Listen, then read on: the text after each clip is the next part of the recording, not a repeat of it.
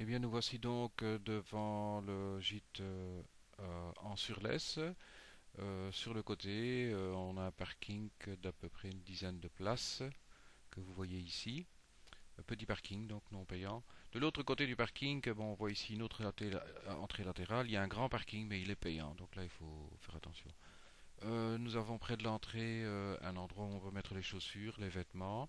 Dans les caves, il y a une zone de jeu. Ici, on voit table de ping-pong, une deuxième petite pièce pour pouvoir mettre, pour mettre des jeux, par exemple, toujours dans les caves. Ici, donc au rez-de-chaussée, ben, on a la salle principale. Pour les repas, pour les activités, il y a enfin, celui qui tient le gîte qui est là même tard dans la soirée pour pouvoir nous donner les boissons. C'est à peu près 1 euro par boisson.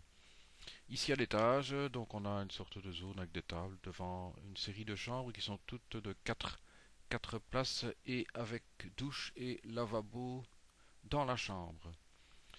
Euh, il y a à peu près une dizaine, je crois que Laurent le compte exact, une dizaine de chambres comme celle-ci et deux chambres à 6 places également équipées de douche. Au deuxième étage, là on a des chambres de à peu près 5 places par chambre avec lavabo.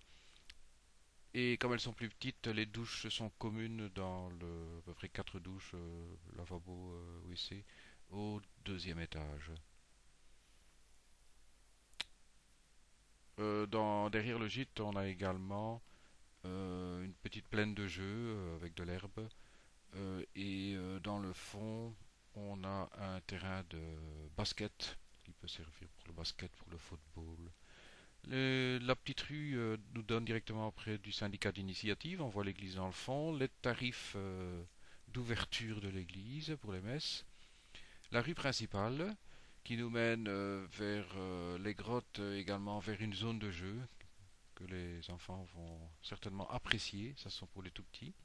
Là, on est près de la Lesse, dans la direction de la sortie des grottes.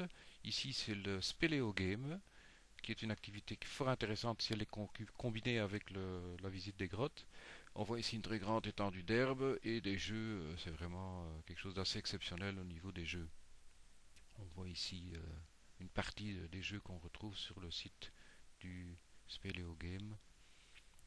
Euh, je crois que si les enfants pouvaient choisir le programme, ben, je crois que le programme serait rempli pendant tout le week-end dans- sur les jeux.